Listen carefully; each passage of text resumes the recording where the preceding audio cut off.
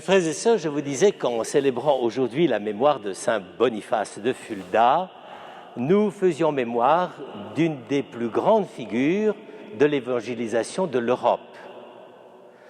En effet, nous connaissons tous Saint Martin, mais cette évangélisation-là vient du monde romain. Saint Martin était un soldat romain et il a évangélisé la Gaule qui était déjà passablement latinisée. Nous connaissons aussi Saint Colomban. Déjà, c'est un petit peu plus étonnant puisque Saint Colomban est irlandais et que donc il est une population celte qui n'avait pas beaucoup subi l'influence des latins, mais qui, effectivement, Colomban a décidé d'aller évangéliser, en gros, depuis les bords de la Normandie jusque dans le nord de l'Italie. Donc vous voyez, contrairement à ce qu'on pense, l'évangélisation ne s'est pas passée de façon directe. Ce sont des gens qui avaient reçu auparavant, donc Saint-Martin c'était en Pannonie, donc vous voyez c'était la Hongrie, n'est-ce pas?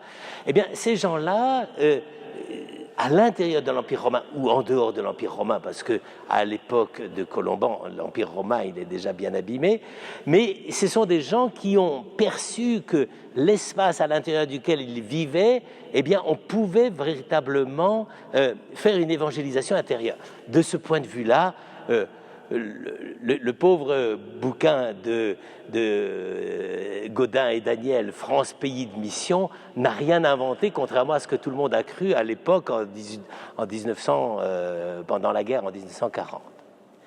Ici, c'est encore plus extraordinaire, car Bonaventure s'appelait en réalité Wilfrid, et il n'était pas du tout germain. Il était anglo-saxon.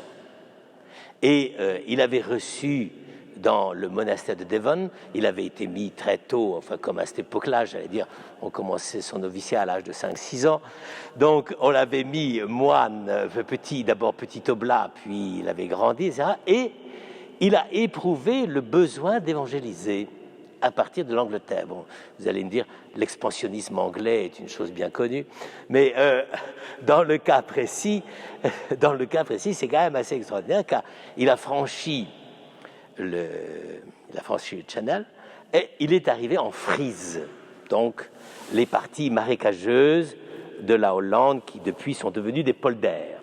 Mais lui n'a pas inventé de nouvelles méthodes pour conquérir des terres, il a voulu appliquer l'annonce du mystère de l'Évangile et il a commencé en Frise. Cet homme a vécu exactement la génération avant Pépin le Bref, n'est-ce pas? C'est d'ailleurs lui, je vous l'ai dit au début de la messe, qui a sacré Pépin le Bref comme roi, n'est-ce pas? Et donc, en fait, la dynastie carolingienne nous vient grâce à Boniface qui a vu qu'il avait affaire à des hommes beaucoup plus capables que les rois qui étaient en place à l'époque. Et alors, donc, tout de suite, il s'est trouvé avec la Frise. Ces Frisons étaient un peu des sauvages, et il a rencontré tout de suite une très très forte opposition. C'est ce qui lui a donné de se dire peut-être qu'ailleurs ça marchera mieux. Et là, il a eu un coup de génie parce qu'il est allé, il a suivi une partie de la vallée du Rhin, puis il s'est avancé de plus en plus loin jusqu'à la Thuringe. Si bien que pratiquement tous les grands sièges épiscopaux allemands ont été des communautés chrétiennes fondées par Saint Boniface. Quand vous allez à Würzburg, quand vous allez à Fulda, quand vous allez pratiquement partout, ce sont des communautés à la fois monastiques et de fidèles qui ont été fondées par Saint Boniface. Évidemment que ça, et également en Bavière, évidemment ça ne devait pas plaire à toutes les tribus qui étaient là, car il y en a qui étaient plus ou moins résistantes, plus ou moins opposées à l'évangélisation chrétienne, n'est-ce pas? Alors d'ailleurs, je vous signale, il avait une méthode d'évangélisation un peu raide, n'est-ce pas? Et ça peut vous intéresser parce que c'est à l'origine du sapin de Noël. Personne ne sait, tout le monde sait d'où vient le Père Noël, mais personne ne sait d'où vient le sapin de Noël. Ben, le sapin de Noël, il vient de Saint Boniface. Pourquoi? Parce que quand il fallait évangéliser dans ces cas-là, j'allais dire, on ne commençait pas par les relations trinitaires. Hein. Vous imaginez, c'était quand même un peu, un peu brut de décoffrage. Et donc, un jour, chez les Germains, l'arbre le plus vénéré, c'était le chêne, Quercus. Et donc, Boniface, devant démonter la supériorité du chêne sur les autres arbres, a dit, écoutez, c'est très très simple, on va abattre ce chêne et vous verrez, il ne résistera pas, il va s'effondrer, il va s'affaler. Or, il est tombé par terre et il n'a laissé intact qu'un tout petit sapin. Et Boniface a dit, ben vous voyez, c'est le problème de l'évangélisation. Moi, je suis comme le sapin, je suis tout petit, mais je suis plus grand et plus costaud que le chêne. De là, évidemment, les Germains se sont convertis. Vous imaginez, c'était une preuve absolument contraignante. Et depuis, c'est comme ça qu'on a fait la fête du sapin. Et le sapin est devenu... Donc, contrairement à ce qu'on pense, le mythe du sapin de Noël est beaucoup plus chrétien que celui du Père Noël. Donc, vous voyez, c'est pour vous dire, c'était quand même... c'était assez brut de décoffrage. Hein. Mais, donc, il a continué et il a réussi. Il a réussi à instaurer un véritable tissu de communauté ecclésiale dans ce qui n'était pas encore d'ailleurs des centres urbains, c'était plutôt des espèces de centres villageois coiffés par une communauté de moines. Mais c'est extraordinaire car ça a été une évangélisation par des moines. Autrement dit, vous voyez, là encore, on s'imagine, nous, toujours le schéma du moine bénédictin enfermé dans son couvent. C'était pas du tout ça. Le moine vivait en pleine situation des tribus de demi-sauvages. Hein, je veux dire, ce n'était pas quand même il lisait pas Le Monde tous les jours. Hein. Et donc, c'est ça qui s'est passé.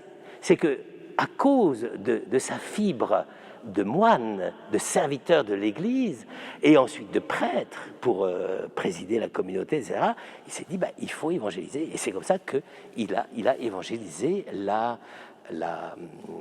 Germanie. Alors, il a eu besoin de l'appui du pape, il est allé le voir, et le pape a trouvé que son travail était tellement bien qu'il lui a dit, écoute, au lieu de t'appeler Wilfrid, tu t'appelleras Bonifatius, parce que c'était la fête d'un saint romain qui s'appelait Boniface. Mais le plus célèbre, c'est évidemment celui que nous fêtons aujourd'hui.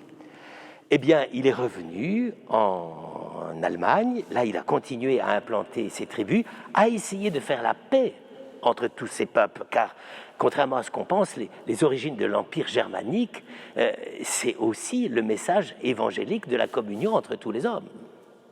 Il faudrait s'en souvenir de temps en temps au Parlement européen à Bruxelles.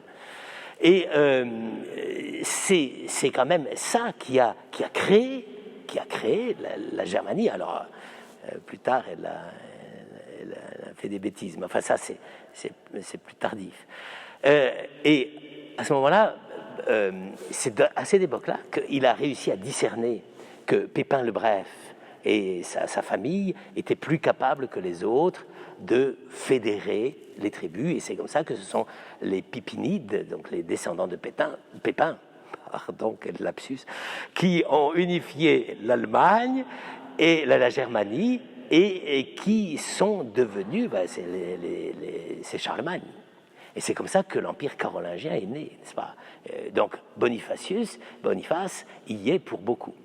Malheureusement, à la fin de sa vie, il avait plus de 70 ans, et il a voulu retourner en Frise, parce que les Frisons lui faisaient beaucoup de soucis, et il voulait absolument essayer de les intégrer à un grand ensemble de christianisme de l'époque, d'autant plus que son langage à lui, du sud de l'Angleterre, était pratiquement le même que celui des Frisons.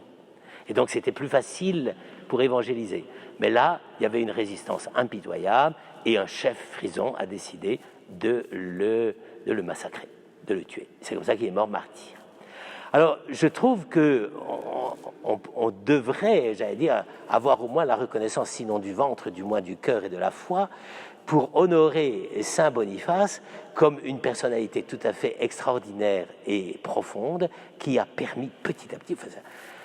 Moi, je veux bien que ce soit Saint Benoît qui soit patron de l'Europe parce qu'il s'est imposé partout, mais en réalité, le pré-patron de l'Europe, c'est vraiment Saint Boniface. Là-dessus, il n'y a pas photo. C'est lui qui a affronté vraiment directement la possibilité de faire de toute cette région de l'Europe centrale extrêmement divisée, guerrière, agressive, etc.